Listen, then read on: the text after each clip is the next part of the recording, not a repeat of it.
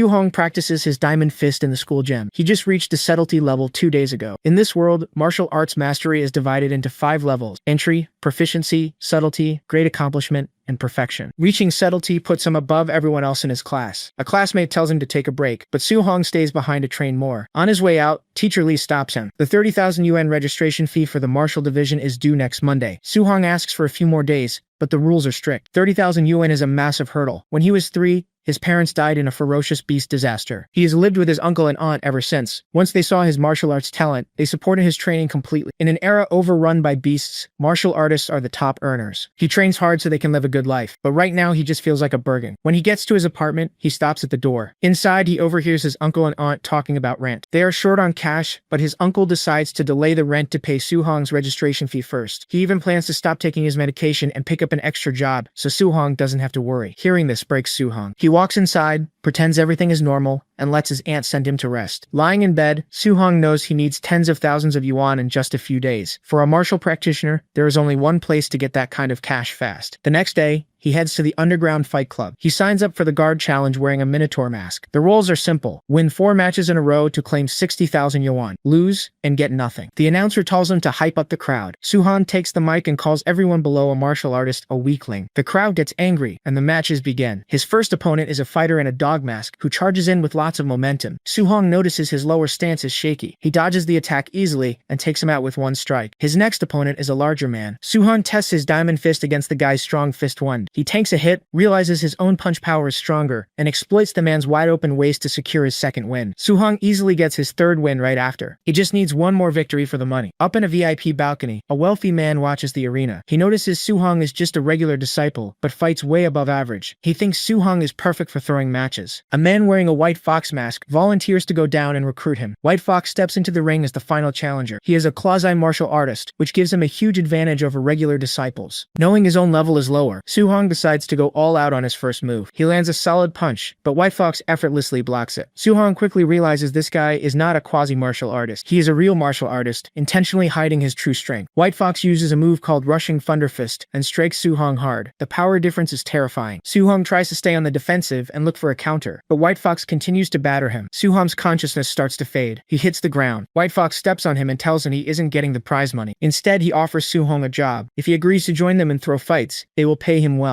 Hong flatly refuses to do their dirty work. Since there is no deal, White Fox moves in to finish him off. As the final strike approaches, Hong thinks about his family. He refuses to let his uncle and aunt's years of sacrifice go to waste. He can't fail here. Suddenly, a blue system screen appears in front of him. It asks what price he will pay for his family and his faith. Hong answers that he will pay everything. A massive surge of red energy erupts from his body, blocking White Fox's attack as Hong breaks through his limits to become a true martial artist. Hong agrees to pay the price. He is instantly pulled into a strange, dark space where a massive glowing entity offers him a chance. A golden system screen appears in front of him. It displays his stats, including his vitality, spirit, and his current martial skills. He clicks on his first mission. The goal is to master his Vajra Fist and upgrade his other moves. A glowing clone of himself appears and starts demonstrating the Vajra Fist perfectly. Hong fights the clone to learn. As they trade blows, his skill progress rapidly increases. In just a short time, his Void Step and Floating Light Palm reach the micro level, and his Vajra Fist upgrades all the way to mastered. He clears the mission and agrees to return to reality. Back in the arena, time resumes just as White Fox throws his Thunder Rush Fist. Thanks to his upgrades, the attack looks incredibly slow to Hong. He effortlessly counters and knocks White Fox out with one solid punch that shatters his mask. The crowd goes silent.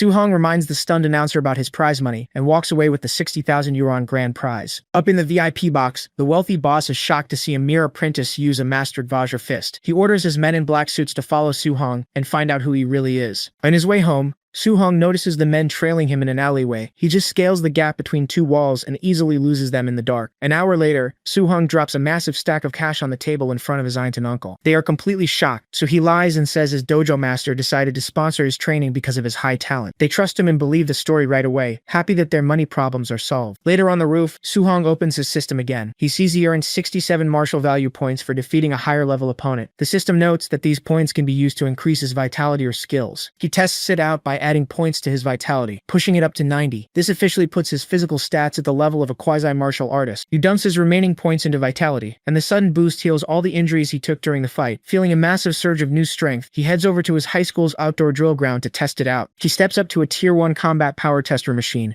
and throws a punch using only 70% of his strength. The impact completely shatters the heavy machinery. Realizing he might have to pay for the expensive equipment, Su-hong panics and runs away into the night. An angry old security guard comes outside to check the noise. He sees the destroyed tester and immediately blames 2 other known troublemakers at the school, promising to discipline them when classes start. At the high school gym, students talk about how a boy named Chen Shan was punished for smashing the combat tester last night. Su-hong listens quietly, knowing he was the one who actually broke it. The principal then introduces Chen Tian, a Tier 3 martial artist, to teach the students a C-rank martial art called Thunder Rush Fist. Su-hong recognizes it as the same move White Fox used at the fight club. Since it costs hundreds of thousands of yuan to learn outside, he decides to seize the opportunity. Chen Tian demonstrates the technique. He explains that at the basic level, a punch makes 1 thunder sound, proficient makes 3 sound, micro level makes 5, mastered makes 7, and perfect makes 9. Chen Tian is currently at the mastered level with 7 sounds. He tells the students to follow along, saying reaching the basic level is good enough for today. Several hours pass. Most of the students can't figure it out. Chen Shan finally manages to make 1 thunder sound, reaching the basic level. The other students call him a genius, but Chen Tian is not impressed, noting that this is just a passing grade. Suddenly, loud thunder sounds erupt from the other side of the gym. Su-hong is practicing the move. The sounds quickly escalate to 8, and then 9. He reaches the perfect level in just half a day. Hearing the 9 sounds gives Chen Tian the sudden inspiration he needs to finally break through to 8 sounds himself. He and the principal rush over to find the expert student, but Su-hong has already run away. Running down the street, Su-hong pulls up his system screen. His vitality is at 91.7, and his Thunder Rush Fist is listed as perfect. He needs a way to earn more martial value points so he can officially break through to become a martial artist. Wondering if regular sparring instead of life and death battles will give him points, he heads to his workplace, the Raging Fender Dojo. Inside the dojo, an arrogant disciple named Li Yan is kicking another student on the ground. A co-worker tells Su-hong that Li Yan and his new instructor look down on commoners and teach poorly. Li Yan tries to start another fight, but Su-hong steps in and grabs his arm to stop him. Before it escalates, the new instructor walks in to start class. The instructor announces he will teach the Raging Sea Spear technique, but will only demonstrate it once. He performs the move quickly, and the students in the back complain that they couldn't see anything. Su-hong watches closely. He picks up a spear and easily replicates the move, creating water-like energy effects around his weapon. The other students are amazed. Li Yan notices this and steps up, offering to give Su-hong some pointers to test his real depth. Su-hong agrees to the spar. Li Yan charges in using the micro-level Raging Sea Spear technique. Su-hong blocks the strike effortlessly and counters using the proficient level of the exact same spear technique, leaving Li Yan completely shocked. Su-hong easily deflects Li Yan's attack using the proficient level of the Raging Sea Spear technique. Li Yan's spear goes flying. Li Yan is stunned that someone who isn't even a martial artist could reach the proficient stage so fast. A system screen pops up for Su-hong, giving him 35 martial points for defeating a higher level opponent. He realizes he can easily earn points just by sparring normally. Li Yan loses his temper. Feeling like his years of hard work are a joke, he recklessly throws a punch. Su-hong effortlessly catches his fist and tells him to stop. The instructor suddenly steps in and slaps Li Yan hard across the face. He scolds him for being a sore loser. Internally, the instructor is shocked that Su-hong mastered the technique from just 1 demonstration, noting that even capital city geniuses aren't this fast. He immediately apologizes to Su-hong for his disciple's behavior. Su-hong notices how quickly the man changes his tune. Walking home that night, Su-hong checks his system. He had a good day gaining new skills and points. He thinks about the upcoming school exams. The rich kids will all have high-grade alloy weapons, and he feels he needs one too to stay competitive. He checks the price of an alloy spear, but it costs nearly 70,000 yuan. He doesn't have that kind of money. Just then, he spots a public screen announcing that the city lord is paying generous rewards for hunting ferocious beasts in the wilderness. When he gets home, he finds his uncle covered in pain relief patches. Su-hong tells him to stop working part-time since he can bring in money now. His uncle refuses, saying he needs to keep saving because martial arts training will only get more expensive. Seeing this, Su-hong realizes his aunt and uncle are too used to struggling. They won't stop working until they have enough money to feel totally secure. He decides he has to take the beast hunting job. To prepare for the dangerous wilderness, he dumps all 35 of his new martial points into his vitality. His vitality hits 95.2, putting him just 1 step away from becoming a true martial artist. He spends the next 2 days training intensely at the school gym. By the end of it, he collapses on the floor, completely exhausted. The system shows that all of his skills, including the Thunderclap Fist and Raging Sea Spear technique, have reached the perfection stage. His preparations are complete. On Saturday, Su-hong arrives at the Star City Martial Artist base. The place is packed with fighters. He checks the bounty guide. Unranked beasts pay 300 coins, while Tier 1 beasts pay up to 5,000. He reads the rules and finds out he has to cut off the beast's left ears to prove his kills and get paid. He watches a hunter hand over a massive bag of ears at the settlement counter. Suddenly, the crowd is pushed aside by a group of bodyguards escorting a rich kid named Young Master Ye. Su-hong immediately recognizes him by his aura and clothes. It's White Fox from the underground arena. Hunters nearby gossip about how Young Master Ye recently got his ass kicked. Seeing White Fox makes Su-hong realize that the humans in the wilderness might be just as dangerous as the beasts. He heads to the exit gate. The guard sighs, assuming Su-hong is just another fearless kid throwing his life away by going out alone. Su-hong steps into the forest, determined to return with a full haul. 2 hours pass. Su-hong walks through the trees, but doesn't encounter a single beast.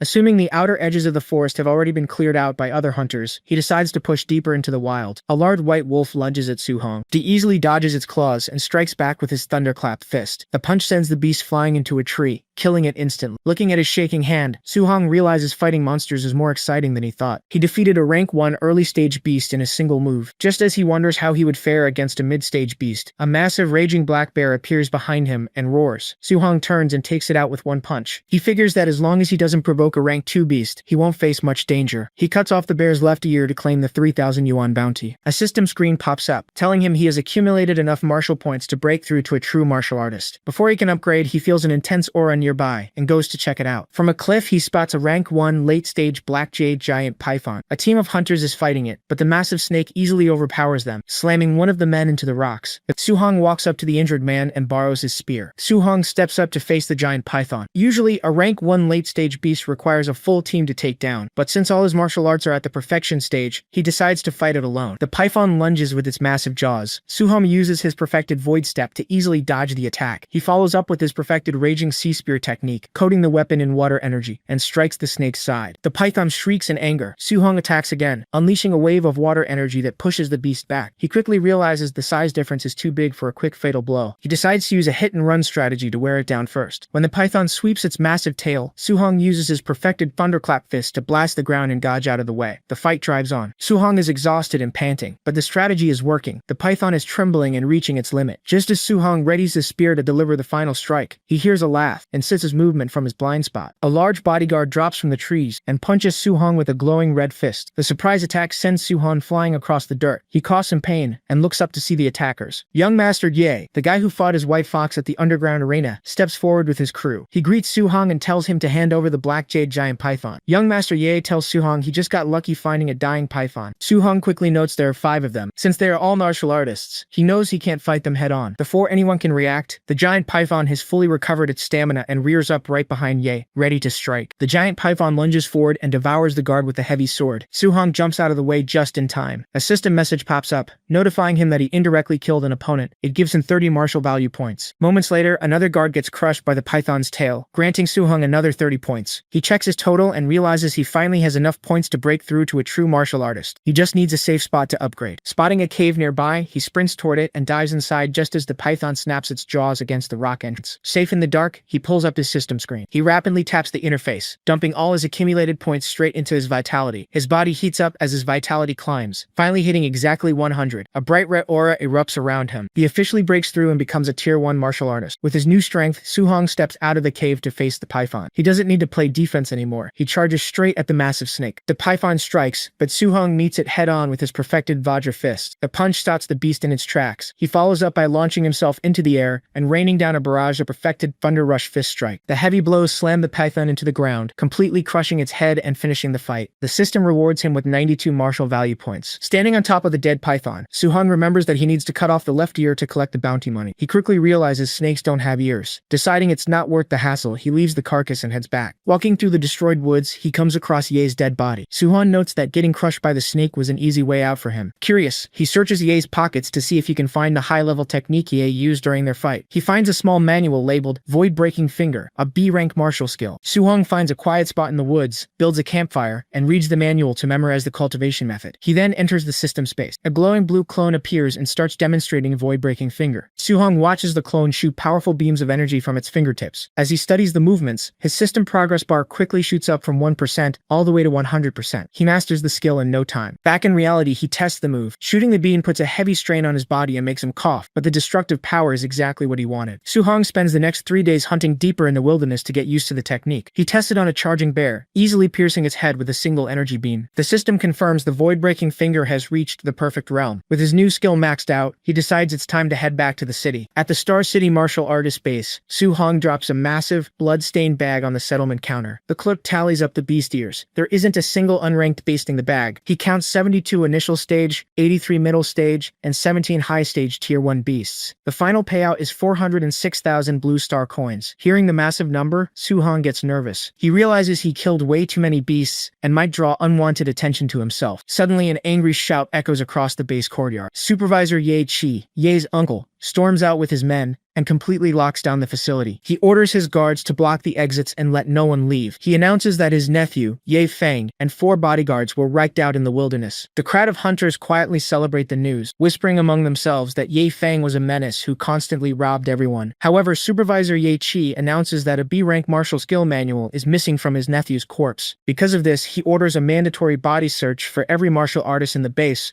before they can leave. In the crowd, Su-hong stays calm. He knows the giant python left the fatal bite and crush marks on the bodies, so the actual murders can't be traced back to him. The missing manual's the only loose end. He watches Ye Chi and his men closely as they begin scanning the crowd, wondering if they are already targeting him. Supervisor Ye Chi approaches Su-hong. He finds it hard to believe a kid could hunt 400,000 coins worth of beasts alone. He accuses Su-hong of scavenging his dead nephew's pack and orders his men to search him. When the guards step up, Su-hong instantly draws his spear, moving so fast they can't even track it. A subordinate warns Ye Chi not to offend a potential genius from the local high school over a hunch. Ye Chi backs down slightly and offers 10,000 coins as compensation for the body search. Su-hong haggles it up to 30,000. Ye Chi agrees. The guards pat him down but find nothing. Su-hong is internally relieved that he destroyed the physical manual after memorizing it. Ye Chi pays him and lets him go, ordering his men to keep searching the rest of the hunters. Su-hong rents a room at an underground hotel to shower and check his system. He has 534 martial points from his recent kills. A rank 1 mid-stage martial artist requires 200 vitality.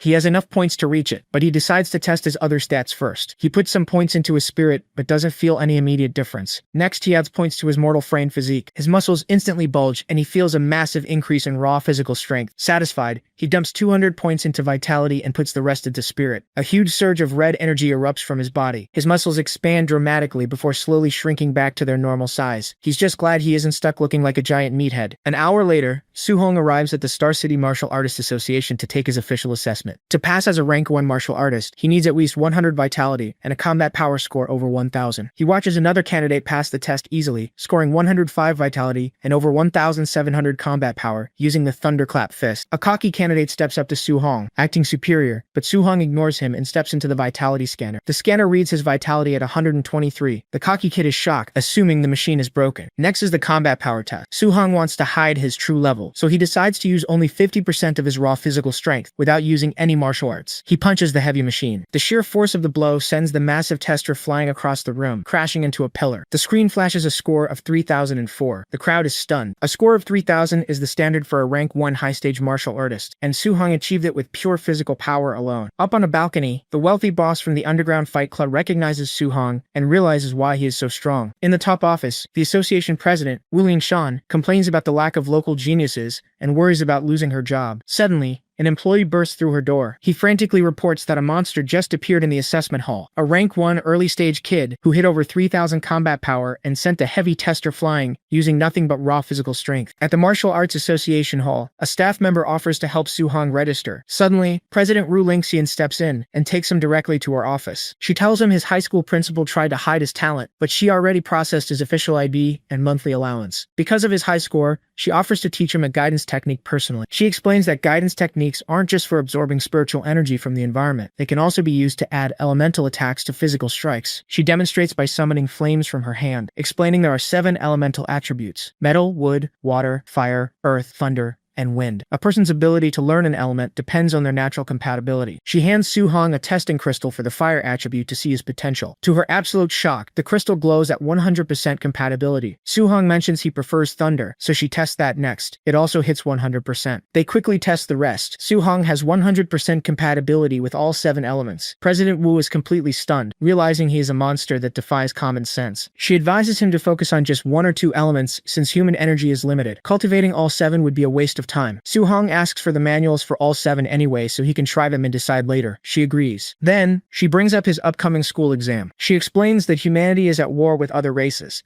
and the government is creating special training camps for top-tier geniuses. If Soo-hong can take first place in his school's monthly exam, she promises to give him a recommendation slot. Remembering how ferocious Beast killed his parents, Soo-hong accepts the deal, determined to get stronger to protect his family. Soo-hong goes home and shows his aunt and uncle his official rank 1 martial artist badge. They immediately cried tears of joy. He tells his uncle he can stop taking extra jobs because rank 1 artists get a 10,000 yuan monthly allowance. Soo-hong promises to support the family from now on. Late that night on the roof, Soo-hong tries out the new fire guidance technique. He throws a punch, but it only produces a tiny puff of steam and no real power. He opens his system screen to check what went wrong. He notices the heavenly flame guidance technique is listed at level 1 with 5% progress. He realizes that while President Wu never mentioned guidance techniques having levels, his system will allow him to continuously upgrade them just like his physical martial arts skills. Soo-hong checks his system to upgrade the heavenly flame guidance technique, but gets a warning that he doesn't have enough martial points. He decides to cultivate the rest of the techniques manually. Several hours later, he reaches level 1 in all the elements. He feels the different energies repelling each other inside his body, realizing why President Wu warned him against learning all 7. He tries to use fire and thunder at the same time, but they clash and cancel each other out. He keeps trying all night. By dawn, he finally forces the 2 elements to fuse into a single attack. He heads to the public martial arts plaza to test the new power on a rank 3 tester. He uses only 30% of his strength just to be safe. A punch with just thunder hits over 2,300. He strikes again, using the fused thunder and fire energy, and the score breaks 3,000. He realizes that just 30% of his power, combined with 2 elements, puts him above a rank 1 high-stage martial artist. He tries to fuse a 3rd element, but it is too difficult and completely drains him. He decides to focus on the school exam to earn more martial points. The next day at Star City High, the principal announces that this monthly exam is special. Because the frontline war is getting worse, the top 3 students will be sent to a genius training camp run by grandmasters. Soo-hong's classmates complain that they have no chance. The principal recently gave private lessons to 2 top students, helping them reach rank 1. Soo-hong ignores the complaints, determined to take first place. The master of the Raging Thunder Dojo shows up with his disciples, including Lian. The dojo master plans to challenge the school's winner to embarrass the principal. However, Lian spots Soo-hong in the crowd and quietly warns his master that Soo-hong is a monster who already beat them. Hearing this, the dojo master immediately drops his arrogant attitude, apologizes to the principal, and admits defeat before quickly backing off. The exam matches begin. Soo-hong is called up to fight quasi-martial artists. His friends tell him to forfeit so he doesn't get hurt. His opponent acts cocky, telling Soo-hong to step down or get beaten down. The guy charges in, but Soo-hong just casually slaps him across the face. The strike instantly knocks the quasi-martial artist out cold, leaving all the teachers and students completely stunned. Soo-hong keeps winning his matches easily and advances to the finals. People wonder how he got so strong and if he is already a Tier 1 martial artist. Up in the stands, the principal and teacher Chen watch him. The principal regrets neglecting his work and missing such a promising talent. He feels like he has seen Soo-hong somewhere before but can't remember where. The semi-final match between Chen Shan and Li Tu begins. They trade blows evenly at first. Chen Shan decides to use his ultimate move. He coats his fist in flames, showing he can project the fire attribute. Li Tu isn't worried. He reveals he knows attribute projection too, and covers his arms in metal energy. He then unleashes a 5-sound thunderclap fist, proving he reached the subtlety stage. Li Tu easily overwhelms Chen Shan. Teacher Chen is impressed that Li Tu hid his true strength and mastered both techniques in just 10 days. He assumes Soo-hong has no chance in the final since he hasn't shown any dieting techniques. The principal disagrees and bets 50,000 yuan that Soo-hong will still take first place. The finals start. Li Tu tells Soo-hong he's lucky to make it this far and should just be happy with second place. Soo-hong calmly says he is taking first. Li Tu charges in with his 5-sound thunderclap fist to finish the fight in one move. Soo-hong doesn't use any skills and doesn't dodge. He meets the attack head-on. Using purely his raw physical strength, he blocks Li Tu's strike and counters with a fast flurry of basic punches. Li Tu is pushed back. He is shocked that Soo-hong neutralized his best move without using any martial arts techniques. The teachers notice Soo-hong's heavy impacts and figure he must have some kind of special physical constitution to be this strong. Seeing he is outmatched in physical strength, Li Tu stops holding back. He fully activates his energy and switches to the lightning attribute. Seeing this, Soo-hong decides to put in a little effort too. He coats his own body in lightning energy. Teacher Chen is stunned to see Soo-hong using the lightning attribute as well. Soo-hong charges forward, and his lightning easily overpowers Li Tu's defense. Li Tu goes all out for a final strike. Soo-hong decides to show him his own ultimate move. He throws a punch and unleashes a perfect 9-sound thunderclap fist. The massive impact blasts Li Tu across the arena, knocking him out completely. The crowd goes crazy. Soo-hong just defeated Li Tu with the perfection stage thunderclap fist, meaning his skill level is even higher than the teacher who originally taught the move. The principal and teacher Chen finally connect the dots. They realize Su-hong as the mysterious nine-sound genius who disappeared from the gym days ago. Watching Su-hong walk away, they know he is going to easily dominate the upcoming training camp. The principal notes that their city is just a small puddle to him now. Su-hong is a hidden dragon bound to reach the imperial capital and the front lines of the war. Su-hong arrives back at his apartment and tells his family he took first place in the monthly exam. His aunt and uncle are thrilled, knowing this means he secured a spot in the genius training camp. Just then, someone knocks on the door. It's a woman named Lin Yan's mother. Her son placed fourth in the exam,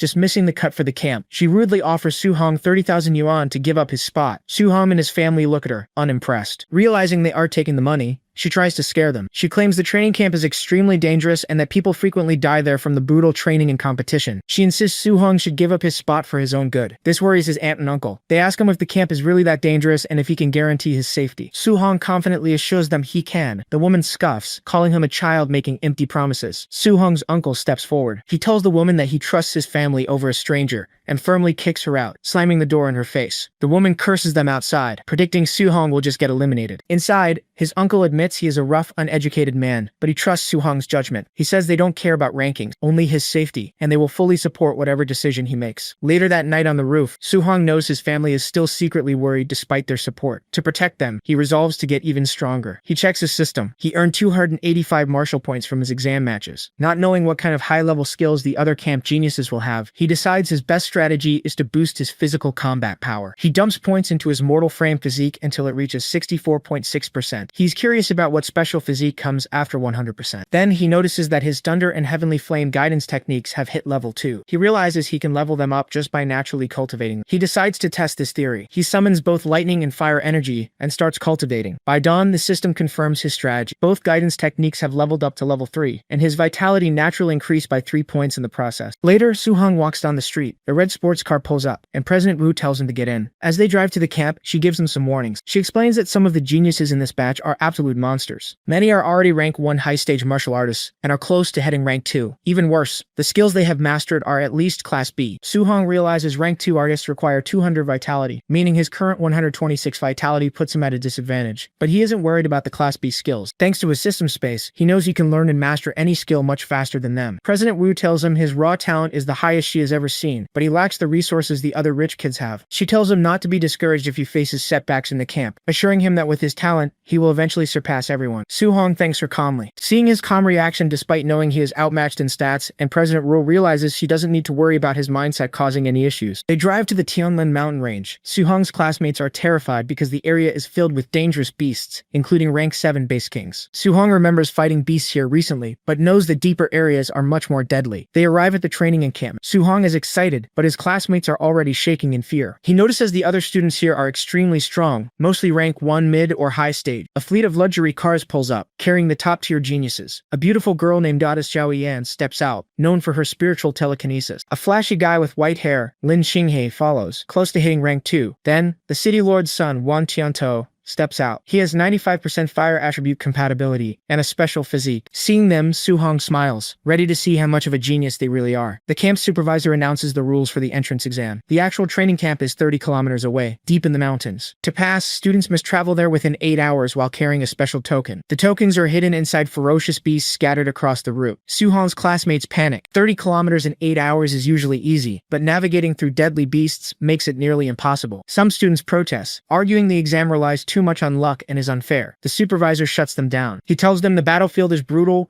and that mitigating risks and hunting the weak are essential skills. He bluntly tells anyone afraid of dying to quit now. A cocky student yells that they are a bunch of trash for being scared. Another student takes offense and challenges him. The supervisor ignores them, stating that fighting isn't allowed in the camp, but once they enter the mountain, there are no rules. They are free to steal tokens or just BB Chin her up. Su-hong realizes the rules encourage infighting. He grins, knowing this is the perfect chance to farm martial points from the other students. The exam begins. The students charge into the woods. Some get into fights immediately. Su-hong runs through the trees alone. He stops when 2 students suddenly jump out and start fighting each other right in front of him. One of them complains that training hard is useless against rich kids with resources. The other calls him a pauper. Su-hong watches, deciding not to let free martial points go to waste. He grabs a large wooden stick from the ground and casually tells them to stop fighting and team up against him instead. Offended, one of the students charges at Su-hong with a glowing punch. Su-hong easily dodges the attack and counters with a swift strike of his wooden stick, sending the student crashing into a tree. The other student is shocked, realizing his peer lost in a single move. Before he can react, Su-hong uses his fast footwork to close the distance. He swings the heavy wooden stick, smashing it directly into the second student's face and knocking him out instantly. Both students are left groaning in pain on the dirt. In the monitoring room, the teachers are shocked to see an ordinary student one-shot his opponent so easily. They officially confirm the knocked-out student is eliminated. Back on the ground, the humiliated kid pretends to accept his defeat, telling Soo-hong he is truly strong. But the second Soo-hong walks away, the kid grabs a wooden club and tells his friend they're going to get revenge. Soo-hong moves on to the forest section of the exam. He quickly runs into a pack of initial first-order giant tusk boars. He unleashes his 9 Echo rushing Thunder Fist and wipes them all out in an instant. System notifications pop up, giving him martial value points, but he notices the rewards are dropping now that his level's higher. He cuts open the boars looking for a training token, but finds nothing. He figures tokens only drop from higher-level beasts. After wandering for half an hour, a high-tier first-order black tiger attacks him. Soo-hong fires his void-piercing finger, sending an energy beam that instantly kills the beast. He earns 35 martial points and cuts open its stomach, finally finding a training token. However, he realizes finding one high-tier beast every 30 minutes is way too slow. With only 5 hours left in the assessment, he decides to focus on hunting large quantities of low-level beasts to earn enough points to max out his mortal body progress. He spends the next few hours tearing through the forest, wiping out dozens of boars. He finally runs into a middle-tier bear. To test his limits, he doesn't use his elements or martial skills. He just relies on his raw physical strength. He punches the massive bear head-on, sending it crashing straight into a tree. He pulls up his system screen. He has 254 martial points, leaving him just 100 points away from maxing out his physique. He still has 3 hours left. Suddenly, a massive shockwave ripples through the trees. Soo-hong looks up and sees a gigantic bird with glowing golden feathers flying overhead. He recognizes it as the legendary Golden Rock Beast King, and its aura alone is terrifying. Soo-hong watches in shock as the Beast King's terrifying aura completely overwhelms the area. Soo-hong hides behind a tree, realizing he is nothing but an ant compared to a beast of that level. He spots a ball of light flying up to meet the Beast King. A man named Qin Tianli stops the Beast King and declares he is borrowing its territory. Qin Tianli is a rank 7 Grandmaster. The Beast King refuses to let him use the land, so the Grandmaster attacks it. The force of the battle rips through the forest. The teachers watch the fight, impressed by how easily the Grandmaster beats the tyrannical Beast King into submission. The Grandmaster then orders the Beast King to leave the area, so the student assessment can continue. The Grandmaster returns to the monitoring room to check on the students. They show him footage of the students who were able to withstand the pressure from the Beast King's aura. The top 3 are all from major families: Wan Qiantou, Lin Xinghe, and Xiao Yan. The Grandmaster points out that all 3 are at the rank 1 early stage and recently broke through. However, he refuses to acknowledge them, saying Star City high number. 1 is unworthy of its reputation. Suddenly, one of the monitors catches his eye. He sees a student actively hunting ferocious beasts,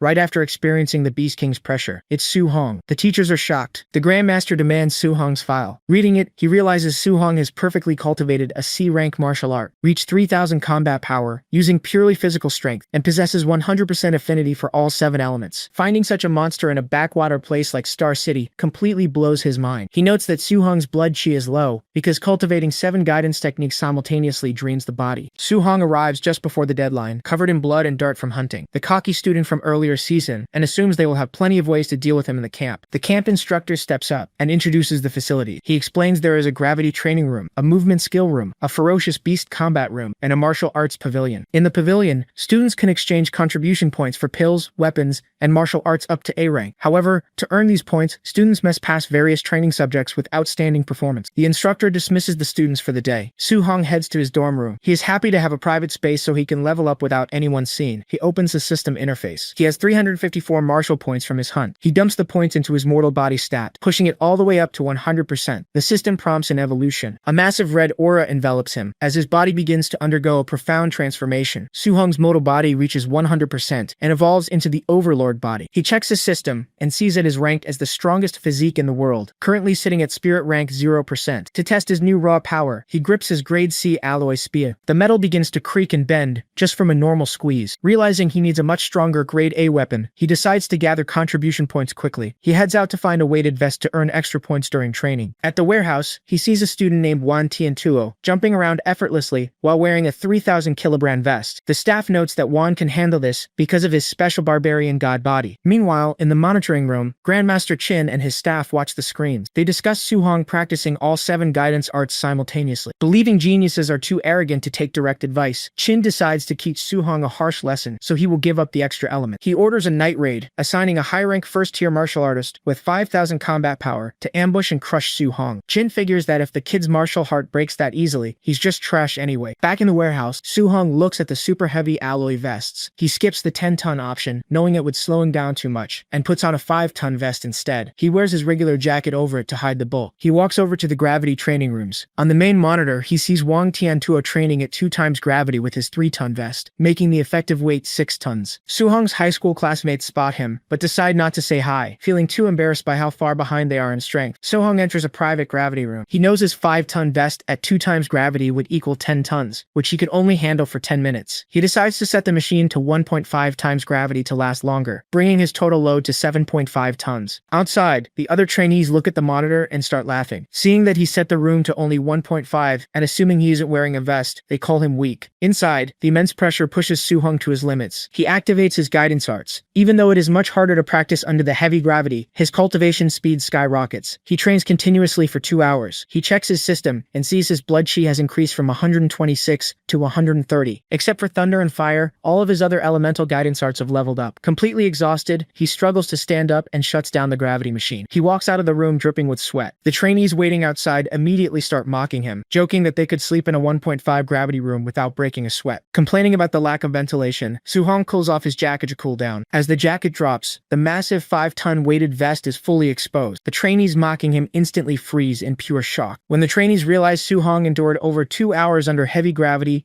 while wearing a 5-ton vest, they are completely stunned. They notice the other trainees are watching a girl named Xiaoyan fight. Su-hong watches her screen and is shocked to see her flirting in midair. She uses telekinesis to instantly kill 3 high-level black tigers with flying light daggers. She then summons a massive golden sword and slays a giant python. The trainees explain she is a spirit reader using an A-rank technique unique to her class. Su-hong realizes the training camp is full of geniuses with powerful A-rank skills. He hopes to learn Wang Tiantuo's offensive technique next, but Long is only using his raw physical strength in the beast room right now. Su-hong checks his system. His spirit stat is at 26.5. He needs 100 points to become a spirit reader like Xiaoyan, needing 73.5 more points. Hearing about the A-rank technique, Su-hong realizes his new overlord body lacks a high-level movement skill. He decides to follow Wang to the movement training room. Inside the movement room, Wang sets the machine to level 10 difficult. The room is filled with arrow launchers. Wang activates his wind attribute and performs the Flying Swan Starling Cloud Steps. The technique is flashy, surrounded by flying flower petals, allowing him to effortlessly dodge the arrows. Watching closely, Su-hong memorizes the movements and starts replicating them outside the room. The system immediately registers the new skill and rapidly levels it up as he practices. The other trainees laugh, thinking he is crazy for trying to learn an A-rank technique just by watching. Within minutes, the system confirms Su-hong has mastered the entry level of the Flying Swan Startling Cloud Step. Finding the flower petals a bit embarrassing, he decides not to use it unless necessary. He heads to the Ferocious Beast combat room to earn more martial points and raise his blood quiff. Outside the beast room, the 2 cocky students who mocked Su-hong earlier spot him. They grab a wooden club and plan to jump him inside the room. He set the room to spawn over a dozen high-level rank 1 beasts at the same time. The students watch in shock as Su-hong faces a massive, terrifying horde of monsters completely alone. Inside the beast room, Su-hong waits. When the giant python, centipede, and other massive rank 1 beasts spawn, he charges in. He uses a combination of his perfected movement technique and raw physical strength to tear through the horde. Outside, the 2 cocky students watch the monitor in absolute disbelief. They recognize the A-rank movement technique and can't figure out how a middle school student from an ordinary background could learn such a high-grade skill. Seeing Su-hong slaughter the beasts effortlessly, they realize how wide the gap between them is. They drop their club and quietly leave, abandoning their plan for revenge. Su-hong finishes the fight, completely wiping out the 10 beasts in less than 10 minutes. However, the system only rewards him with about 80 martial points in total. He realizes that as he gets stronger, the points he earns from lower-level beasts decrease significantly. He decides to stop resting and just keeps hunting for the next hour straight. When he finally steps out of the beast room, he is exhausted and covered in blood. However, his efforts paid off. He earned over 400 martial points and a massive total of 700 contribution points. The other trainees gather around the settlement screen, comparing their scores. Most of them struggle just to get 20 or 30 points. The top 3 geniuses hit the 200. But when Su-hong's score of 700 pops up, the crowd goes silent, realizing there is a true monster in the camp standing far above everyone else. Su-hong heads straight to the martial arts pavilion to spend his points. He checks the catalog and sees that A-rank skills cost over 2,000 points, way out of his budget. However, However, he spots spirit-focusing pills. A tier 4 pill costs 500 points. He needs exactly 25.5 more spirit stat points to reach 100 and become a spirit reader. Hoping the pill will give him enough of a boost, he orders one. The clerk is shocked that a new student can afford a 500-point item, but her attitude quickly changes to enthusiastic when he flashes his 700-point balance. He also buys a C-rank dual attribute lightning fire spear for 200 points. Back in his dorm, Soo-hong checks his system. He has 490 martial points, still leaving his spirit stat short of the 100 required. He opens the wooden box, takes out the glowing tier 4 spirit focusing pill, and swallows it, determined to finally become a spirit reader. Soo-hong swallows the tier 4 spirit focusing pill. The effects hit immediately. His mind clears, and his senses sharpen as his nerves relax. He checks his system and sees his mental power went up by 24 points, bringing his base total to 50.5. Combined with his martial value points, his progress reaches 99.5%. He realizes he is just 0.5 points short of the 100 needed to become a spirit reader. Regretting that he didn't kill just one more beast earlier, he decides to get some rest and collect the remaining points tomorrow. Meanwhile, in the camp warehouse, a group of older martial artists gather. They complain about being called in to wait on high school kids. They compare the targets they were assigned to ambush. One instructor is assigned to Wan Tiantou, who has 340 blood qui. Others have targets with over 300 blood qui, or powerful spirit readers. One instructor looks at his paper and complains. He was assigned Soo-hong, a rank 1 early stage with only 123 blood chi. He thinks the camp made a mistake by giving him a piece of trash. Grandmaster Qin walks in and tells him there is no mistake. He explains that Soo-hong's combat power actually rivals a rank 1 high tier, and that his real intelligence file is classified. The instructor, who has nearly 500 blood qui and is about to reach tier 2, still feels like he is being asked to bully a junior. Qin orders him to fight and beat Soo-hong until the kid starts questioning his life choices. Qin adds that he won't blame the instructor if he cripples Soo-hong and will actually reward him for it. The night raid begins. The instructors move out across the camp. In his room, Soo-hong notices someone approaching. Suddenly, a glowing purple sword slices right through his door. Soo-hong dodges the strike, grabs his spear, and faces the attacker. The instructor assumes Soo-hong is just an unlucky early-stage kid. Soo-hong realizes his attacker is a human tier 1 high-tier warrior. Instead of panicking, Soo-hong is excited. He knows defeating this guy will give him the last few martial points he needs to become a spirit reader. Soo-hong immediately counterattacks. He swings his spear, and the instructor is shocked by the intense force. He realizes Soo-hong's physical strength is way too high for his rank. Soo-hong easily overpowers him and knocks him back. Realizing he can't win with just raw strength, the instructor ignites his sword with purple flames. He launches a B-rank fire attribute skill called Blazing Slash. Soo-hong sees the attack coming.